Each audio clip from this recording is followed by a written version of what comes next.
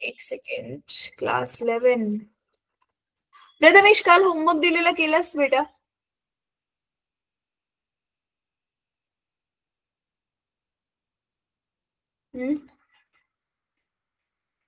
काल होमवर्क दिलेला केलास का तू? ग्रुपमध्ये तर नाही दिसत आहे मला. येस मॅम, केला. केला, पण तू ग्रुपमध्ये फोटोच नाही टाकलायस. एक्सरसाइज साठी पण बघ, मी व्हिडिओ काल एक शेअर केलेला होता. बघितलास का? त्याला ट्राय केलं काय? बरे, काम करूया. मे बी तुझं कॉलेज वगैरे असल्यामुळे येस थोडस नसेल जमलं तर उद्या कॉलेज आहे. Yes ma'am. किती ते किती? उद्या पण 5 वाजेपर्यंत? Yes ma'am. बरं, ठीक आहे. तर उद्या बघ, तसं पण आपला ऑनलाईन क्लास नाहीये. संध्याकाळचा वेळ मिळेल. संडेला तर फुल सुट्टी आहे. तर एक्सरसाइज जे येस आहे मॅम. ते ट्राय करा. आणि त्याच्यानंतर ना मग जे तुम्हाला येत ओके नाही मॅम. ते आपण काय करूयात, ते आपण क्लासमध्ये डिस्कस करू हा वाला चॅप्टर. ठीक आहे. मंडेला जेव्हा पण आपला मंडे ट्युसडेला क्लास असेल त्यावेळी आपण ह्याचं डिस्कस करू. अच्छा, आता मला एक गोष्ट सांग प्रथमेश. सत्यजित, तू कोणत्या कॉलेजला जातो?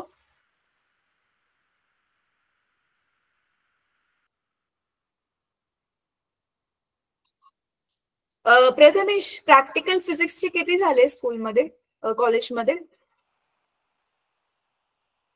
2 मॅम. 2 झाले. कोणते कोणते झालं?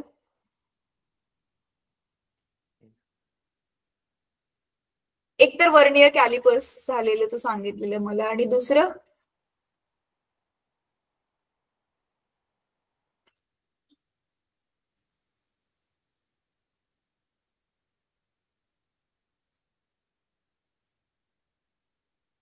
दुसरं कोणतं झालं?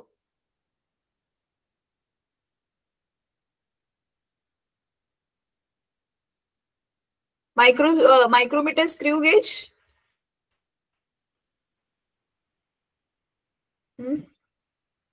अच्छा, मला एक सांग, फिजिक्स मध्ये एकच बुक आहे तुम्हाला?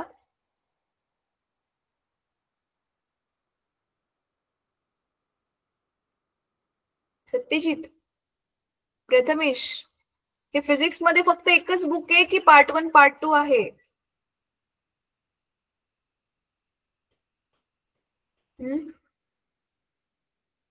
मला वाटतं एकच बुक आहे तुम्हाला, है ना? मॅम, एकच बुक आहे. एकच बुक आहे ना? पार्ट 1 पार्ट 2 असं काही नाहीये ना? Yes ma'am. पार्ट 1 म्हणजे बॉटनीचं वेगळं आणि झूलॉजीचं वेगळं. अच्छा, आणि एकत्र फिजिक्स मध्ये असं काही नाहीये ना? नाही मॅम.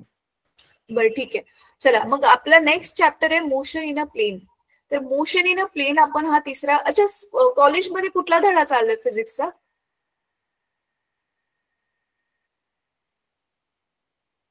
फिजिक्सचा मॅम 5वा. 5वा धडा? आत्ताच कॉलेज चालू झालेलं, एवढ्या फास्ट गेले ते लोक. Yes ma'am. समजतं शिकवलेलं कॉलेजमध्ये काय? नाही मॅम, इथे शिकवलेलं. एकदम स्पीड मध्ये. हा, मला वाटलंच म्हणून मी विचारलं. पण इथे मी शिकवलेलं तरी समजते का? Yes ma'am. पक्का ना? Yes ma'am. काही नाही समजलं ना तर वापस वापस ना व्हिडिओ बघा, रेकॉर्डिंग. म्हणून आपण सॅटर्डे आधी बघा, आपल्याला ना क्लास असायचा ऑनलाईन, पण आपण आता त्याला ऑफ का केलंय? कारण तुम्हाला रेकॉर्डिंग बघायला पण वेळ मिळावा म्हणून. ठीक आहे. चला, मग आपण आता एक काम करूयात प्रथमेश. तुमचा जो सेकंड एक्सपेरिमेंट आहे ना, वर्नियर कॅलिपर्सलाच वापरून व्हॉल्यूम वगैरे ते काढलं असेल, ते तर झालंच असेल तुम्हाला. आज आपण स्क्रू गेज बघूयात. आता हा स्क्रू गेज काय आहे? त्याच्यामध्ये स्क्रू असतो. स्क्रू गेज यूज करून आपण कसं एक्सपेरिमेंट करायचं, तर आज आपण दुसरं प्रॅक्टिकल करूयात. ठीक आहे, करूयात दुसरं प्रॅक्टिकल. थांब, मी आता एक स्क्रीन शेअर ओके करते, मॅम. मजा येईल, यु नो.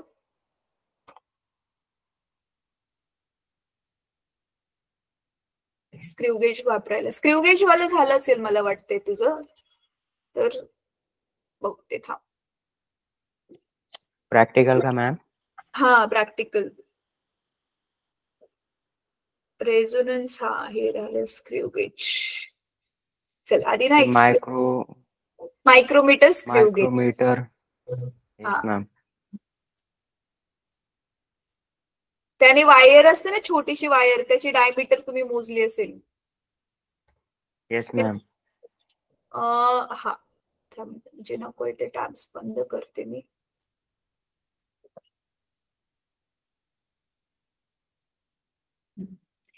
हे बघ सगळ्यात आधी हा हे बघितलेस तू स्पेरोमीटरचा. नो हे मॅम. बघितले. येस मॅम, ते प्रॅक्टिकल मध्ये दाखवलं होतं. हा बघ हेच ते स्क्रू गेज आहे. आता हे स्क्रू गेज कशाला वापरतात माहितीये का? आता जसं की बघ हे माझ्याकडे ही नोटबुक दिसते. हे नोटबुकचं हे जे पुठ्ठा आहे वरचा किती पातळ आहे आणि ह्याची आपल्याला जाडी पाहिजे असेल तर आपण हे स्क्रू गेजच्या मध्ये असं ठेवला की त्याची किती जाडी आहे ती आपण मोजू शकतो. ठीक आहे. पत्रा असेल पातळसा त्याची जाडी किती आहे, वायर असेल एक. मॅम म्हणजे जे स्क्रू मध्ये ठेवल्यावर ना. हा हे बघ हे इथे दिसते, हे इथे दिसते माझा कर्सर. ह्याच्यामध्ये हे येस मॅम. ठेवायचं, ह्याला फिरवून त्याला फिट करायचं आणि मग त्याचं आता जसं की बघ ही माझ्याकडे ही सेफ्टी पिन आहे. ही सेफ्टी पिनची ही जी वायर आहे ना ही वाली किती पातळ आहे, ह्याची जाडी आपण मोजू शकतो ह्याच्यामध्ये. म्हणजे ती वायरची काय मोजू शकतो आपण, व्यास म्हणजेच काय मोजू शकतो. इंग्लिशमध्ये व्यासाला काय म्हणतो आपण, डायमीटर म्हणतो ना. तर आता बघ हे स्क्रू गेज आहे.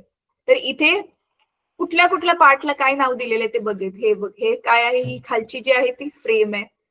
हे पहिलं जे टोक आहे म्हणजे जबड्यामध्ये आपण जसं घास अडकवतो ना तसंच हे स्क्रू गेजचं पण हे जबड्यासारखंच आहे. तर पहिला जो भाग आहे ह्याला स्टड नाव दिले. इथल्या भागाला काय नाव दिलेले, स्क्रू. कारण ह्याला स्क्रू का नाव दिले, कारण हाच फिरून मागे पुढे जातो. ह्या स्क्रूच बघ इथे टोक आहे फिरवायचं, हे ह्याच्या आतून गेलेलं आहे. हे वरती आहे पिच स्केल आणि इथे काय आहे हे थिम्बल. ह्याला आपण गोल गोल गोल गोल फिरवू शकतो. ठीक आहे. आणि इथे काय दिले, रॅशेट, हे ते दिलेलं आहे. चला आता बघूयात आपण याचं आता एक्सपेरिमेंट कसा करतो आपण. हे कसं प्रोसिजर दिलेली आहे की कधी कसं काय काय करायचं वगैरे. हे ह्याची ही ना लिंक मी पाठवते बेटा. बघ मी सुरुवातीपासून दाखवते तुला. थांब ह्याला मी क्लोज काय काय केलं मी. लिंक पाठवलेली मॅम. हा मी पाठवलेली ना बघ, परत एकदा दाखवून देते. मी काय व्हर्नियर कॅलिपरचं शिकलो. हा मी काय केलं आधी इथे गुगल मध्ये काय लिहिलं, ओ लॅब्स. पहिलंच येतं बघ ओ लॅब्स. ओ लॅब्स वर क्लिक केल्यावरती हे बघ दिसतंय ह्या ते फिजिक्स वरती क्लिक करायचं. ह्याच्यात सगळे प्रॅक्टिकल आहेत, केमिस्ट्री बायोचे पण. मग हे इथे दिसते क्लास 12. तर आपला क्लास 12 नाहीये ना, खाली गेल्यावरती बघ इथे दिसते क्लास 11. तर हे आपण वर्नियर कॅलिपर्सचं केलेलं होतं. आज आपण करतोय हे स्क्रू गेज. तर स्क्रू गेज वरती गेल्यावर पहिल्यांदा थिअरी आहे.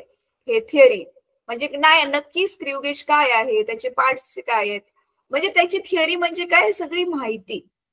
ठीक आहे. त्याच्यानंतर ना प्रोसिजर, प्रॅक्टिकल करताना आपण कुठल्या स्टेप्स फॉलो करायचे, आधी काय करायचं नंतर काय करायचं ते सगळं आहे.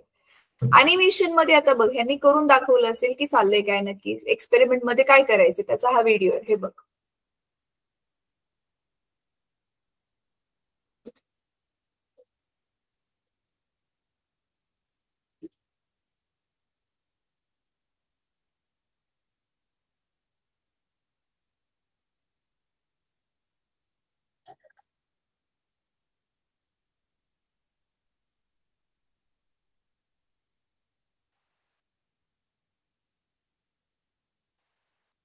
व्हॉल्यूम नाही आहे का मॅम? दिसतंय ना तुला स्क्रीन वरती? Yes ma'am. व्हॉल्यूम नाही आहे. आवाज येत नाहीये तुला? नो. तरी मी पूर्ण no ma'am. Entire screen share केले तरी पण आवाज नाही येते. ठीक आहे थांब आता परत करते मी. आता येतोय? No ma'am. येत नाही आवाज, वंडर आहे. बरं थांब मी एकच टॅब फक्त शेअर करून बघते.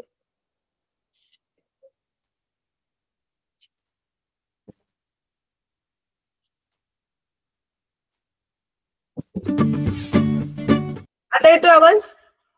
Yes ma'am. ठीक आहे.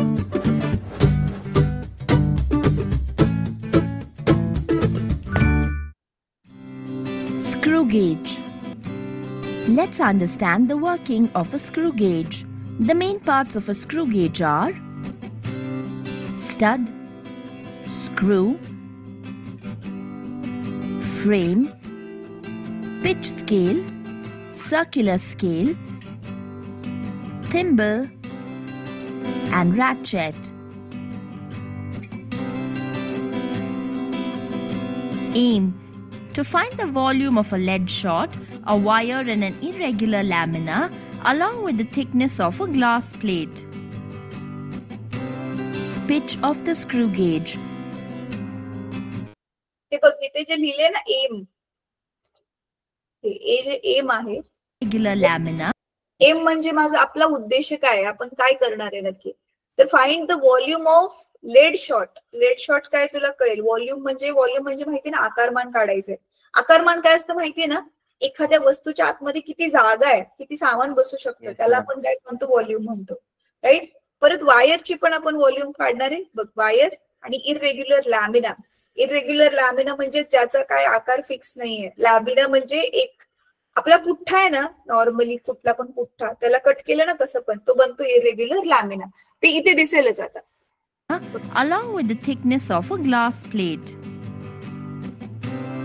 Pitch of the screw gauge. Rotate. हे बघ, आपण ना वर्नियर कॅलिपर्स मध्ये कसं काढलेलं, लिस्ट काउंट काढलेलं. लिस्ट काउंट म्हणजे सगळ्यात छोट्यातली छोटी किंमत आपण किती मोजू शकतो, है ना, ती काढलेली होती ना. तसं इथे आपण काढतो पिच. आता पिच काय आहे हे बघ, तुला समजेल. Pitch The screw backward about 4 times and note the distance moved on the pitch scale. Number of full rotations given to the screw is equal to 4. Distance moved by the screw is equal to 4 millimeters. Hence, pitch is equal to 4 millimeters divided by 4, which is equal to 1 millimeter. बघ, pitch म्हणजे काय आहे, पिचचा formula काय आहे आपला, की We can find. हे बघ, पिचचा ना इथे फॉर्म्युला दिलेला आहे. 1 मिनिट थांब. हे बघ, इथे थिअरी होती ना, इथे बघ पिचचा फॉर्म्युला दिलाय. Distance moved by screw upon number of full rotations. म्हणजे किती रोटेशन मध्ये किती डिस्टन्स मूव्ह केलं, याचा अर्थ काय. हे बघ,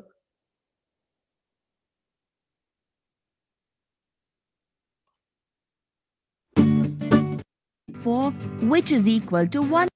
बघ, हे फिरवलं ना, हे फिरवल्यानंतर ना Number of full rotations given to the screw is equal to 4.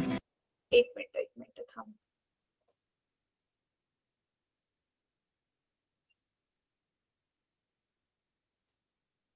हा, इथे दिसते. हे बघ, हे दिसते इथे लाईनी, ह्या 0 नंतर हे एक लाईन दिसते, ह्या लाईनी, हे वाल्या लाईन बघ. आम्ही काम करते.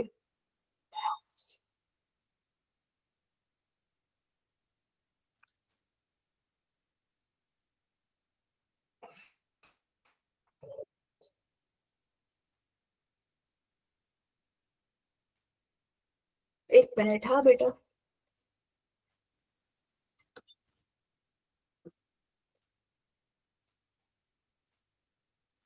हा, हे बघ, मी ह्याचा फोटो इथे घेतला, दिसतंय तुला. हे बघ, आता ही जी आहे ना, हा वाला जो पार्ट आहे, हे बघ, हा वाला पार्ट, हा जो पार्ट आहे ना, तो वरती फिट केलाय आणि हा असा गोल गोल फिरतो. तर ह्याला आपण असं फिरवतोय, कळते तुला. हा पार्ट जसा जसा फिरेल, ह्याला फिरवत फिरवत आपण ह्याला मागे घेऊन चाललोय. ह्याला ज्यावेळी मागे घेऊन जातो, तर तुला दिसते आधी हा पार्ट 0 वर असतो. मग मागे मागे आपण ह्याला फिरवत फिरवत फिरवत घेऊन गेल्यावरती तो इथपर्यंत आलाय. मग आता ह्यांनी किती राऊंड मारले माहितीये टोटल? 4. तर बघ इथे 1 2 3 4 दिसते, दिसते 4, राईट. म्हणजे 4 वेळा त्याला पूर्ण फिरवलं. ठीक आहे, 4 वेळा पूर्ण फिरवल्यावर मग तो इथे कितीने मागे गेलाय, किती लाईनीने तो मागे गेलाय, तर 4 लाईनीने मागे गेला. आणि ही एक लाईन किती मेजर करते, 1 मिलीमीटर. आपल्या नॉर्मल स्केलवर नाही का 1 2 3 4 लाईन छोटे छोटे असतात, तर एका राऊंड मध्ये 1 मिलीमीटर ह्याचा अर्थ तो मागे सरकलेला आहे. मग त्यालाच धरून आपण पिच काढतोय. तर आता आपलं पिचचं काय होतं सूत्र, किती राऊंड मारलेत आणि किती डिस्टन्स तो गेलाय, राईट. तर आता बघ, given to the screw is equal to 4. बघ एक सेकंड.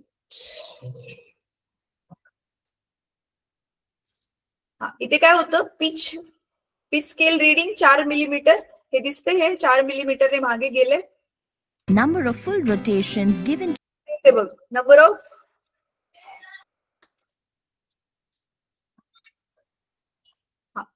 हे बघ, हेड स्केल रीडिंग 0 मिलीमीटर म्हणजे आधी 0 होतं, आता मागे गेल्यावरती इथलं रीडिंग हे हेड स्केल रीडिंग हे 0 दिसते म्हणून हे 0 मिलीमीटर.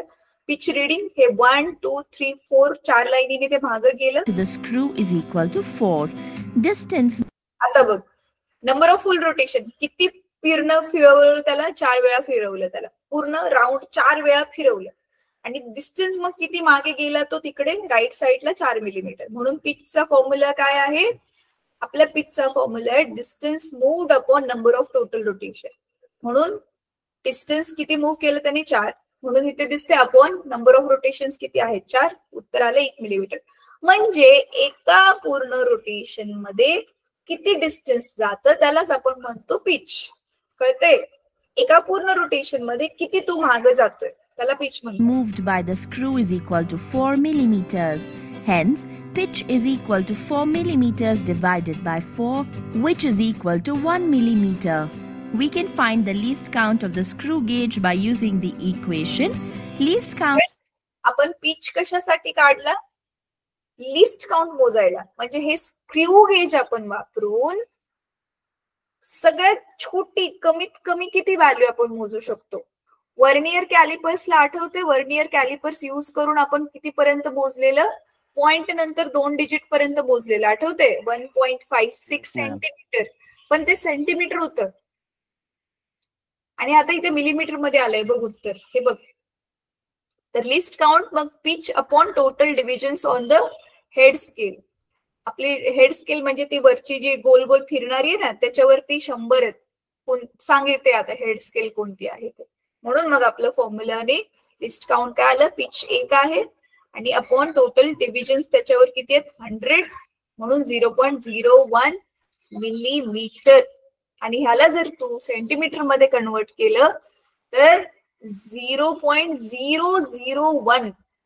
आपलं ह्याचं किती आलेलं, 0.01 आलेलं सेंटीमीटर मध्ये, ह्याचं आलंय 0.001. म्हणजे सेंटीमीटर पेक्षा अजून एक नेक्स्ट अंकापर्यंत आपल्याला हे काय देणार आहे, उत्तर देणार आहे स्क्रू गेज.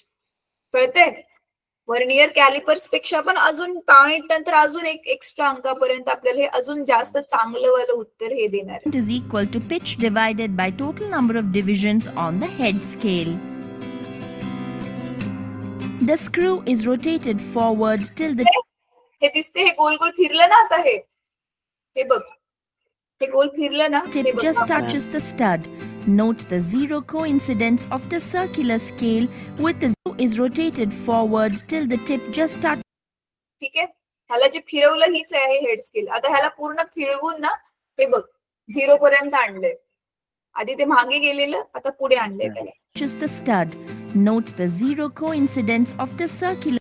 दिसतंय, तर ही खालची जी आडवी उभ्या लाईनी होत्या तर ती 0ला बरोबर 0शी, म्हणजे ते बंद केलं ना तर हा वाला आडव्या लाईनीचा 0 आणि उभ्या लाईनीचा 0 हे एकमेकांना असे टच व्हायला पाहिजे, तरच समजायचं की आपलं हे मायक्रोमीटर स्क्रू गेज हे जे इन्स्ट्रुमेंट आहे ते बरोबर आहे.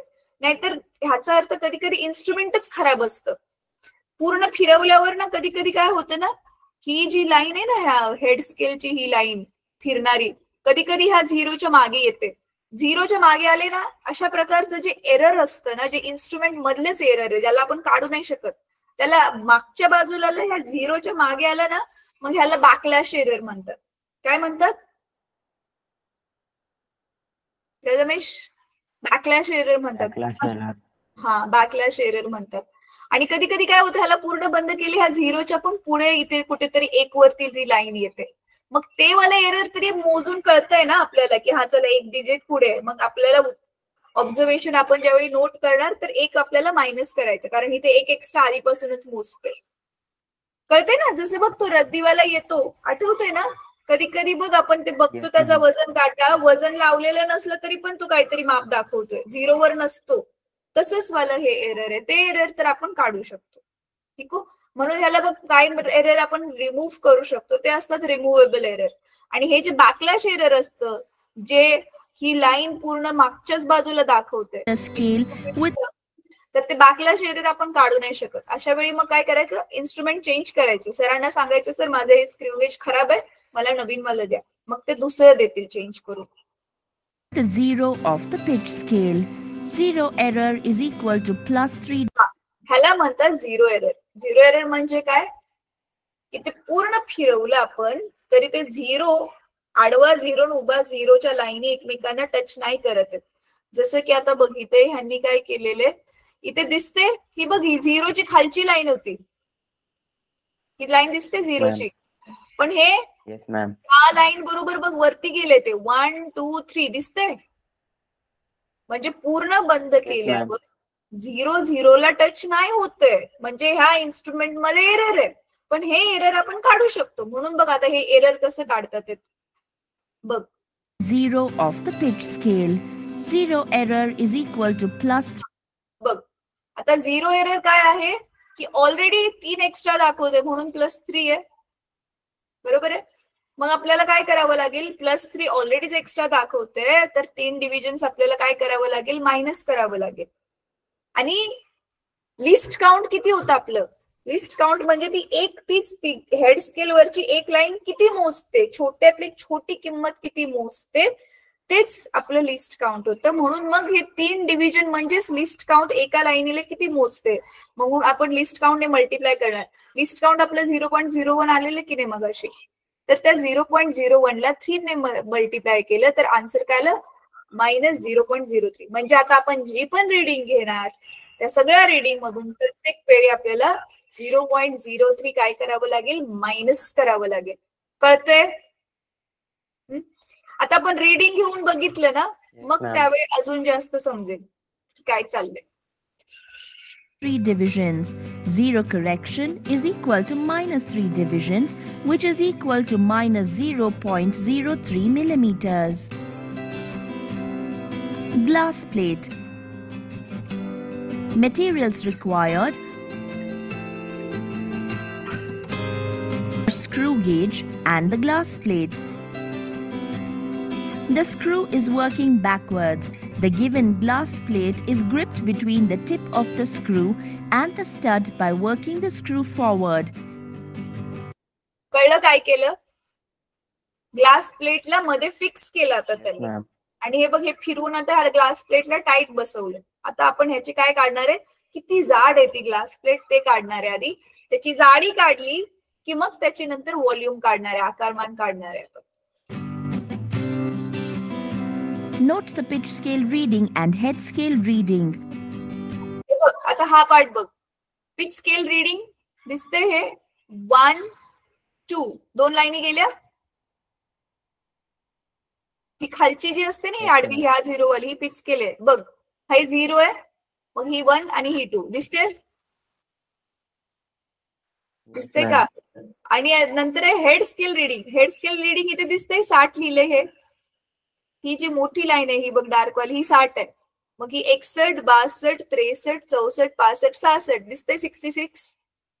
म्हणून पिच स्केल रीडिंग काय आलं 2 मिलीमीटर आणि हेड स्केल रीडिंग काय आलं 66 डिव्हिजन. ठीक आहे, 66 वी लाईन आहे ती, आणि एक लाईन किती मोजते 0.01 मिलीमीटर. आता बघ टोटल रीडिंग, मग आता ऍक्च्युअल रीडिंग कसं घेणार बघ आपण. Tabulate the observations. हे बघ पिच स्केल रीडिंग 2 होतं, डिव्हिजन 66 होते, मग 66 डिव्हिजन आहेत, तर मग मोजते किती ती, 0.01 मिलीमीटर एक लाईन मोजते. म्हणून 66 ला 0.01 ने मल्टिप्लाय करणार, गुणणार, उत्तर काय आलं 0.66. आणि मग ह्या दोघांची बेरीज करून आपण काय करतोय, उत्तर काय लिहिलं इथे 2.66. पण ह्याच्यामधून आपल्याला मगाशी नाही एरर मायनस करायचं होतं 0.03, म्हणून बघ ह्याच्यातून 0.03 मायनस केल्यावर उत्तर काय आलं 2.63. इझी. कळलंय प्रथमेश? कळलं का? Yes ma'am. पक्का समजलंय? बघ परत एकदा मी ह्याच्यामध्ये एक्सप्लेन करते. ह्याच्यामध्ये मी परत तुला एक्सप्लेन करते.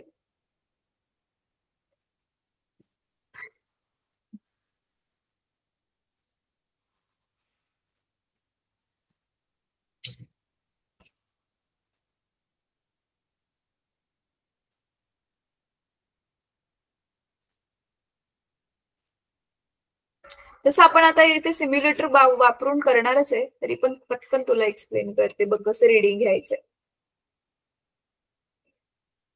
हे बघ आता समजून चाल की ह्या डायग्राम मध्ये ना इथे मी काय केलेले तोच इथे त्याचा जो हा भाग होता ना असं हा वाला, तर इथे मी काय ठेवलेलं आहे तीच ग्लास स्लॅब ठेवलेली आहे, ती ग्लासचा तुकडा ठेवलेला आहे. ठीक आहे, ह्या बाजूला. आणि आता आपण रीडिंग घेतोय. तर रीडिंग बघ काय येणार आता, ही 1 2 3 आणि ही चौथी लाईन पण दिसते. मग माझी इथे काय येणार, पिच स्केल रीडिंग काय येणार 4. बरोबर आहे. आणि ह्याला म्हणतात ही जी आडवी वाली जी आहे ना, उभी वाली जी आहे त्याला आपण काय म्हणतो, हेड स्केल म्हणतो. तर हेड स्केल मध्ये आपण बघितलं कितीवर दिसतंय हे बघ, इथे 90 आहे, 91 92 93 94 95 हे बरोबर जे आहे ते 100 ला मॅच होत होतं. राईट. तर इथे हेड स्केल रीडिंग आता आपलं 0च येणार, कारण हे 0 ला 0 कोइन्साइड होते. पण आता व्हिडिओ मध्ये आपण काय बघितलेलं होतं, नीट आठवत असेल तर बघ, व्हिडिओ मध्ये ही आपली ही 0ची लाईन होती. राईट. आणि हे 1 2 आणि ही तिसरी लाईन जी आहे ती गायब झालेली होती. आणि पण दुसऱ्या लाईनीनंतर थोड्याशा डिस्टन्स वरतीच ही अशी स्केल आलेली होती. राईट. आलेली की नाही आलेली? राईट. आणि इथे होतं कुठेतरी 60 आणि म्हणून ही जी लाईन मोजत होती ती 66वी लाईन होती. राईट. तर ही 66वी लाईन म्हणजे कळतंय तुला सत्यजित, ऍक्च्युली मग ह्या 66 लाच आपण 0.01 ने मल्टिप्लाय कारण एक ही ह्या दोन लाईनी मधलं लिस्ट काउंट म्हणजे काय, ह्या दोन लाईनी मधलं हे वाला अंतर किती होतं 0.01 मिलीमीटर. पिच काढून केलेलं की ना आपण, हे लिस्ट काउंट काढलेलं. मग एक लाईन 0.01 मोजते, तर 66 टोटल लाईन किती मोजतील, तर मग आपल्या ह्याचा आन्सर आलं 0.66.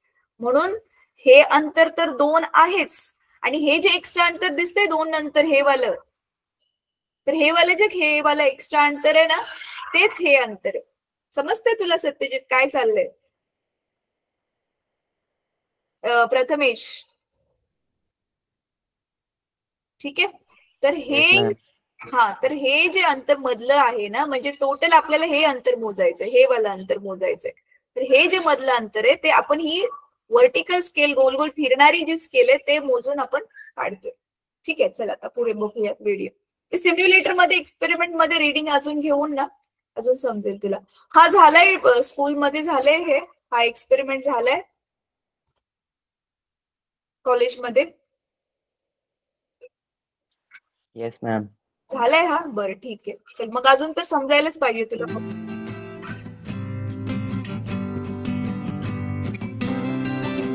थिकनेस किती आली आपली 2.63 मिलीमीटर. तर बघितलं तू, आपली नॉर्मली जी स्केल असते बघ, ही जी नॉर्मल वाली पट्टी आहे ह्याच्यामध्येच हे 2 मिलीमीटर, ह्या 2 रेषा किती छोट्या आहेत. पण त्याच्यानंतर ना पण बघ 2 मिलीमीटर आणि म्हणजे 2 लाईनीच्या मध्ये पण 0.63 आपल्याला एक्स्ट्रा आन्सर मिळाले. दिसते इथे 2.63 मिलीमीटर. आणि ह्याला जर आपण सेंटीमीटर मध्ये कन्वर्ट केलं तर आपल्याला किती डिजिट पर्यंत आन्सर मिळालं 0.263 सेंटीमीटर. म्हणजे पॉइंट नंतर 3 डिजिट पर्यंत आपल्याला आन्सर भेटलं. वर्नियर कॅलिपर्स ने ते आपल्याला 2च डिजिट पर्यंत भेटलेलं. Wire. Materials required: screw gauge and wire. The given wire is gently gripped between the stud and screw by one. हे केलेलं तुम्ही वायरला असं टाकून केलेलं प्रथमेश? नो मॅम, त्यांनी एक पेज घेतलेलं होतं. पेज घेतलेलं होतं ना, पेजचं पण आपण आता करणार आहे. तर बघ, वायरचं पण बघ, सेमच पद्धत आहे. आता ह्याच्यामध्ये ना आपण स्वतः ह्यांची reading Putting the screw forward. Note the pitch scale reading and the head scale reading. दिसते आता इथे 0च्या थोडंसंच पुढे गेले तर 0 वालीच लाईन दिसते, म्हणून पिच स्केल रीडिंग किती आले? 0, कारण ही वायर खूपच पातळ असेल. आणि इथे दिसते 40 आणि इथे 50 ची वरती 2, हा 0 पासून 2 वरती 50 आहे, म्हणजे ही लाईन ऑब्व्हियसली 48 वाली असेल, राईट?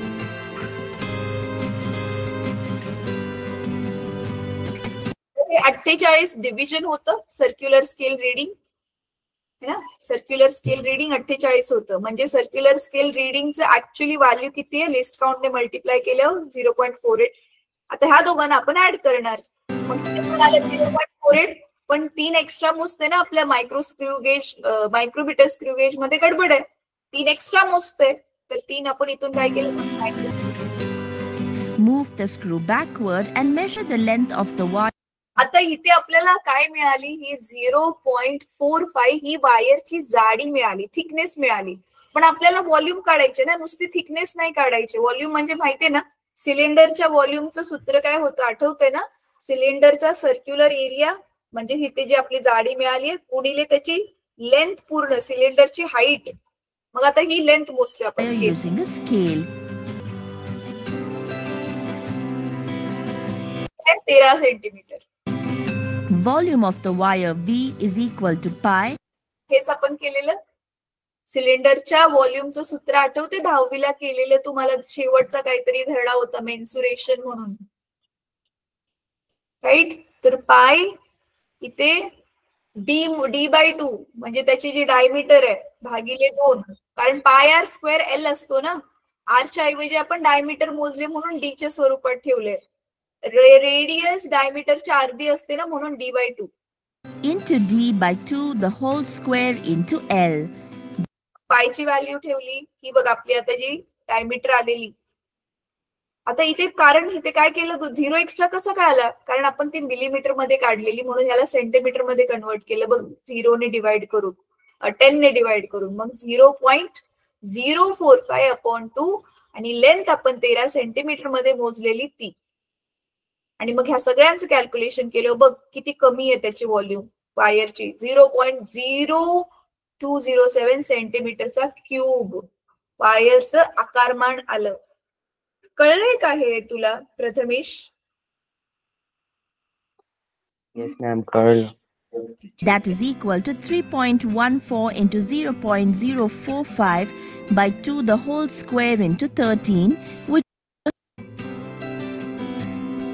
पुढचं काय केलेलं? लामिना घेतलाय ना इरेग्युलर, हे काहीतरी लामिना घेतलाय irregular. to the whole cube. 636. Lead shot म्हणजे मला वाटते बंदुकीची गोळी काहीतरी, समथिंग असं काहीतरी दिसतंय. थांब. Equal to 4 column. Reading. Unwind the screw and place the lead shot in between. हा, गोल लेड शॉट, ते लेडचा बनलेला तो गोळा आहे, ठीक आहे. त्याचं पण same volume of the shot. आता ते व्हॉल्यूम गोल आहे ना, तो स्फिअरच्या व्हॉल्यूमचा फॉर्म्युला बघ, 4/3πr³. गेल्या वर्षी होता हा. स्फेरिकल सरफेसच्या व्हॉल्यूमचा फॉर्म्युला वापरला, कारण तो स्फिअर आहे, गोल गोल. ठीक आहे, चला आता आपण ना हे करूयात. इरेग्युलर लॅमिना, हे बघ, हेच ती इरेग्युलर लॅमिना घेतलेला आहे, इरेग्युलर सरफेस घेतलेली आहे. हा तो लॅमिना आहे. त्याचं एकतर थिकनेस काढली, मग हा ते एरिया, त्याचं क्षेत्रफळ काढतात. थिकनेस आणि क्षेत्रफळला मल्टिप्लाय केल्यावर त्याची व्हॉल्यूम मिळेल. पण ठीक आहे, +50 into 3 +25 into 1. सिम्युलेटर बघूयात आपण आता. चल करून बघायचं आता. चल दिसते आता हे. आता पहिले आपण काय घेणार आहे? Select a screw gauge. List count आपलं 0.01 मिलीमीटर. ठीक आहे, हे वाला सिलेंडर. 2 इथे आपल्याकडे स्क्रू गेज आहेत बघ. याचं लिस्ट काउंट 0.01 आहे, 0.05 वाला पण आहे. 2 आहेत. एकच आपण पहिलं वाला वापरूया. Select an object. आपण लेट शॉर्ट नाही घ्यायचा. तुझ्या शाळेमध्ये जे केलं असेल ना, एकतर वायर घेतात आणि इरेग्युलर लॅमिनास. कॉलेजेसमध्ये ना वायर आणि इरेग्युलर लॅमिनास घेतात. आपण आता वायरचं तर ऑलरेडी करून बघितलं. आपण एक इरेग्युलर लॅमिना घेऊया. इरेग्युलर लॅमिना म्हणजे काय माहितीये का बेटा? कुठला पण ना पुठ्ठा आहे ना, नॉर्मली बघ आता मी वही दाखवलेली, तर ह्याचा जो कव्हर आहे ना, हे ह्याला तू कैचीने कसं पण काप, बनेल इरेग्युलर लॅमिना. ठीक आहे. तर आता तो इरेग्युलर लॅमिना आहे, तर त्याचं व्हॉल्यूम आपण आकारमान कसं काढतो? एकतर त्याचं सरफेस, त्याचं किती वरचं क्षेत्रफळ आहे आणि सोबत त्याची जाडी किती आहे. जाडी गुणिले त्याची एरिया, क्षेत्रफळ, त्या दोघांना मल्टिप्लाय केलं की काय भेटणार आपल्याला? त्याचे व्हॉल्यूम भेटणार.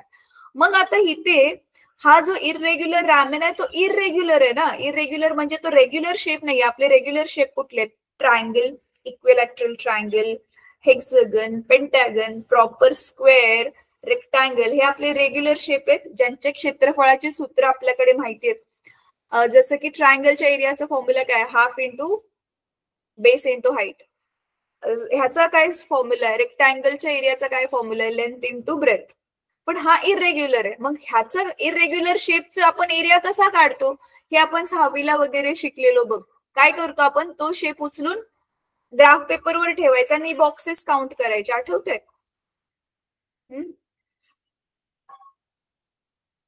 तर बघ ह्याच्यावर मी क्लिक केलं, आले ह्याच्यावरती. आता आपण ह्याला काय करूया? हा तर बघ, हा किती बॉक्सेस मोजतोय, किती बॉक्सेस मोजतोय बघ.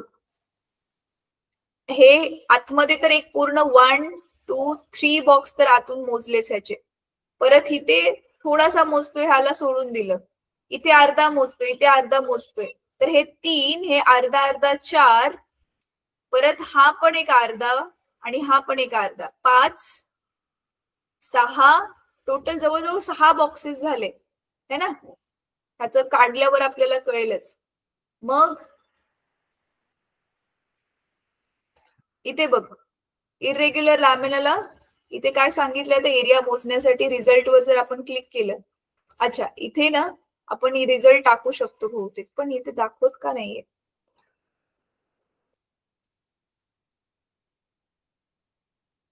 अच्छा ठीक आहे, चल काय हरकत नाहीये. List count irregular lamina.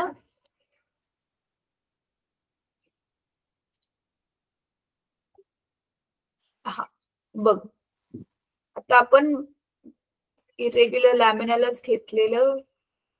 अच्छा हा, इथे खाली स्क्रोल करायचंय. नाही, सिम्युलेटर मध्ये काहीतरी गडबड, इथे व्हॅल्यूज नाही घेत आहे. बरं ठीक आहे, थांब आपण वायरच बघूयात मग. पण ह्याला चल तुला एक्सप्लेन करून टाकते. तर आपण ह्याचा असा एरिया काढणार आणि मग अशी वायरला कसं फिट केलेलं तसंच ह्या पेपरला फिट करणार, जसं तू कॉलेजमध्ये केलेलं. ह्याची थिकनेस मिळेल, जाडी मिळेल, तर ते आणि इथे टोटल बॉक्सेस काउंट करून आपलं जे उत्तर आलेलं दोघांना मल्टिप्लाय करायचं, गुणायचं. मग तुला काय मिळेल? इरेग्युलर लॅमिनाचं काय मिळेल? व्हॉल्यूम मिळेल. ठीक आहे. तर आता चल आपण ना वायरचं परत एकदा ह्याच्यामध्ये बघूयात.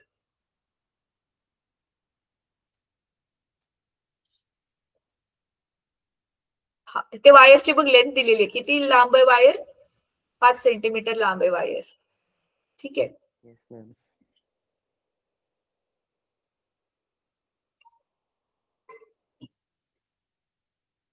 इथे ना वायर वगैरे ते आपण गेल्या वेळी कसं बघ क्लिक केलेलं जाऊन फिट झालेलं, ते तसं दिसत का नाही मला कळत नाही. अच्छा ठीक आहे, हा ह्याच्यावरती बघ मी क्लिक केलं, आता आली इथे वायर.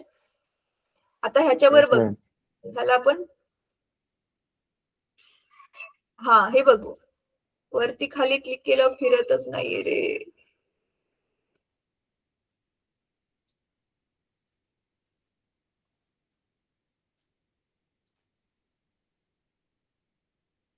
रिसेट.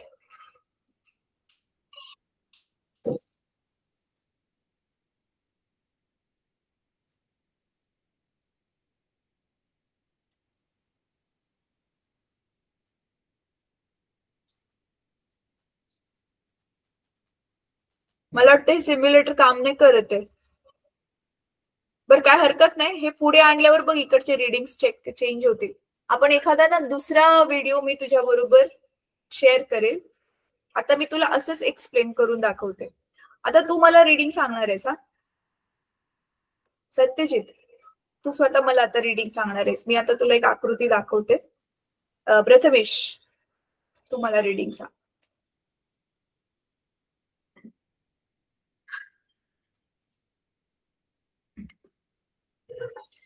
चल, आता मी ट्राय करते आकृती काढण्यासाठी. बघूयात कशी येते आता माझी आकृती. नीट बघ.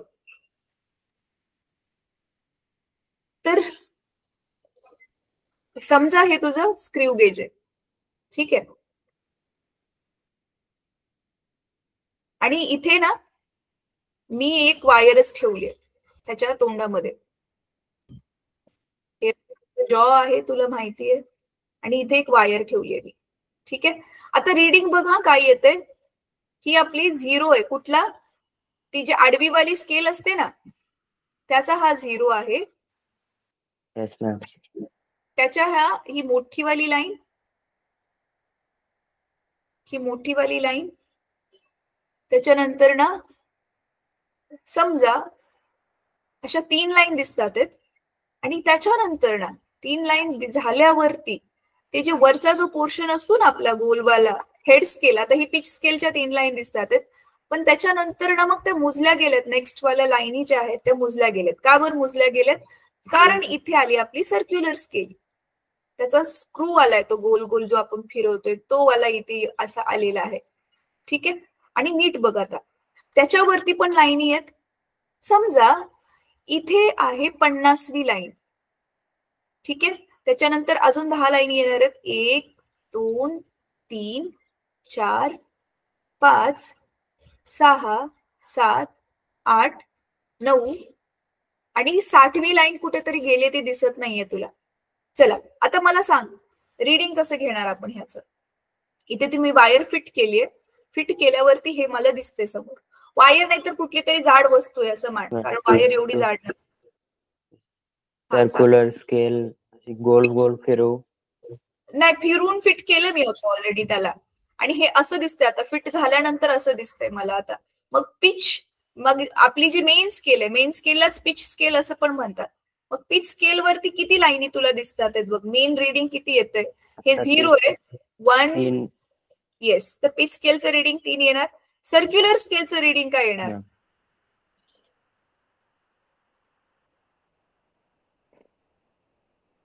ते 5 लाईन्स वर. हा बघ ना, इथून 50च्या वरती 50. हा हे 51 52 53 54 कितवीवर क्रॉस होते हे? 55. येस. तर मग हे 55 आलं है ना. पण 55 ला कोइन्साइड होते ना रे. हा तर 55 येणार मग हे.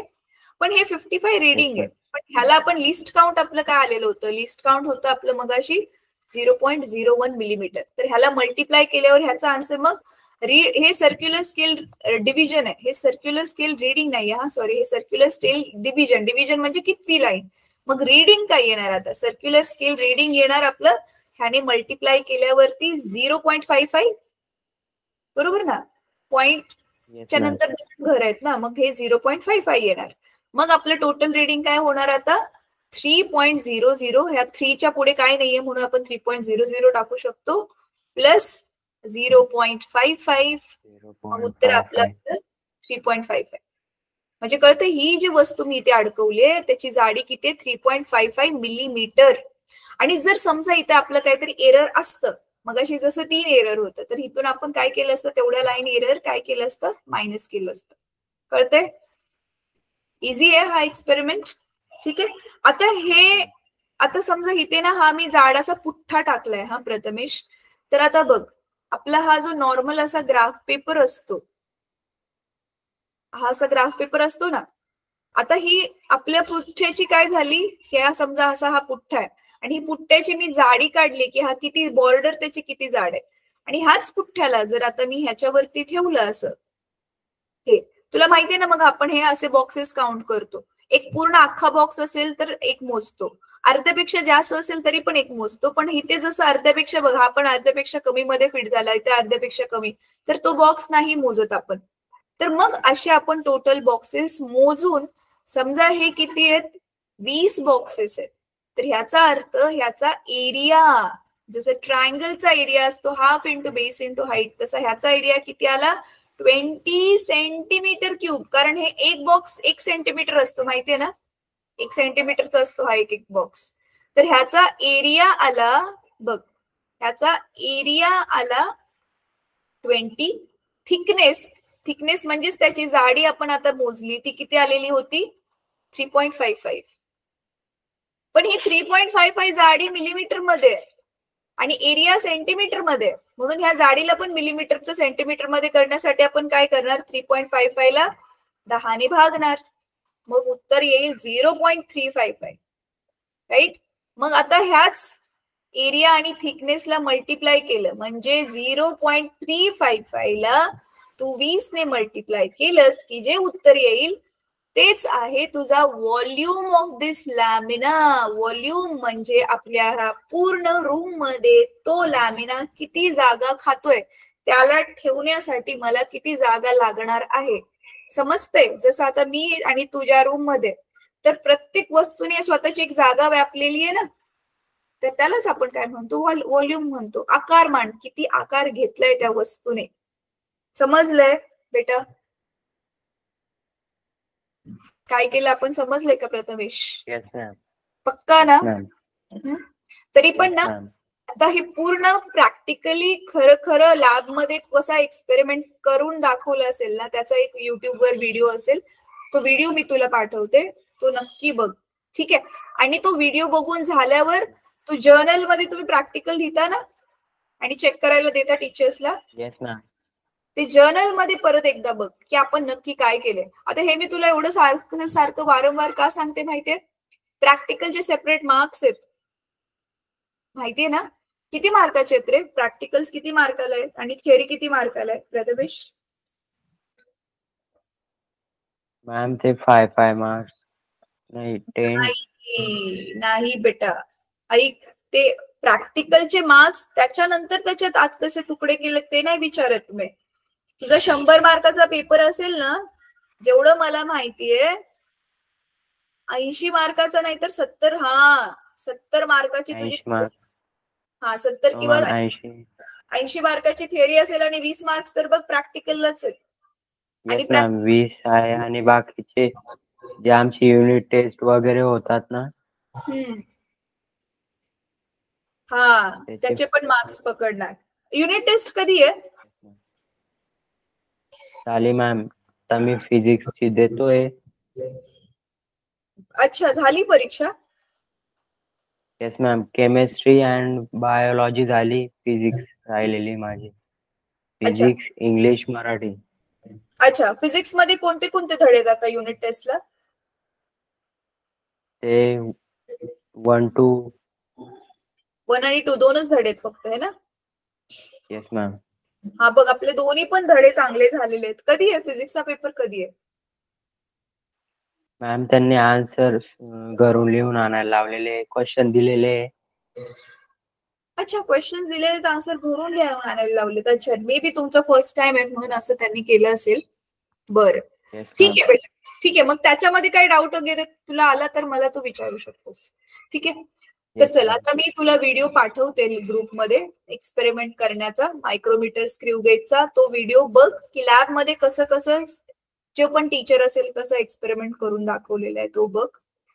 आणि परत एकदा मी सांगते काय करायचंय, तुझा होमवर्क आहे, एकतर हे प्रॅक्टिकल चांगलं समजून घे. आता फ्रेश समजलंय तर ते समजून घे व्हिडिओ बघून अजून चांगलं.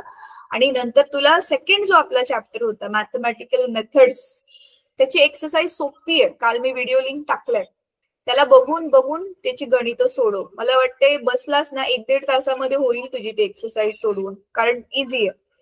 ठीक आहे, आणि मग आपण आता सोमवारी किंवा मंगळवारी जेव्हा केव्हा आपला पिरियड असेल, आपण मग तिसरा धडा चालू करू फिजिक्सचा, 3rd वाला. ठीक आहे. प्रथमेश, कॉलेजमध्ये पण लाईनीनेच चाललेत ना चॅप्टर शिकवत, अधून मधून दुसरा कुठला धडा नाही उचललाय ना? किती 5 धडे झाले, पहिले 5 धडे झाले? Yes ma'am. बर, ठीक आहे, ठीक आहे, चालेल. तर होमवर्क आता 5वा चालू आहे. 5वा धडा चालू आहे आता. बरं